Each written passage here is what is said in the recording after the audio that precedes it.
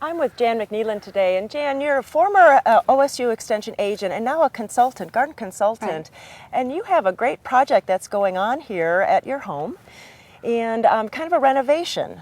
Well, you know, when you can come back to your own yard and do some of your own work instead of teaching gardening or doing something off-site, now I'm home and can do more, so lots of ideas to make some changes. Right, so I know it was really a hard winter on a lot of plants, and so this plant here, it's a Hypericum, Right. It'll probably come back.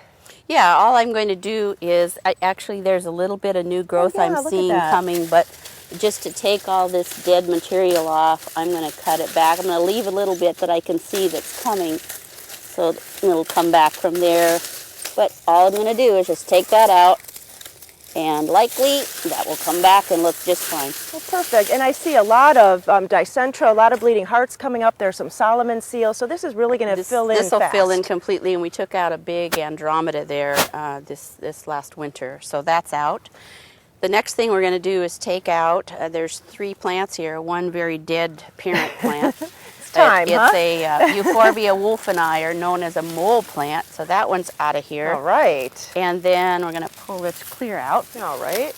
And you know, for us gardeners, I think when you're starting to renovate like this, it's like opportunity. It's opportunity to put something else in. And you know, I love this book that you and your husband Ray did. It's the Book of Lists. And I just think that for any kind of project you have, it's a good resource. You can look for things in there to kind of just give you a heads up of like what kind of plants that you might want to put in. And this is a dry, kind of shady area, so I know that you're going to find a lot of plants to put in here.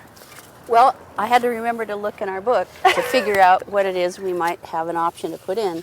This, I do want to show you that this is one of the plants, the living plants, and I'm going to prune it back to its base and then repot it and then give it away. Oh, that's nice. But I want you to see the milky sap that comes out of it. And all euphorbias are like this. And people are very sensitive. Their skin is sensitive. You don't want to get this in your eyes. So if you're pruning it or working with it at all, make sure you're wearing some gloves that are rubber gloves or something so that you're not getting it on you, and make sure that you wash them off and your pruning tool as well. So all I'm going to do is just prune this back because there's some new growth right there in the center.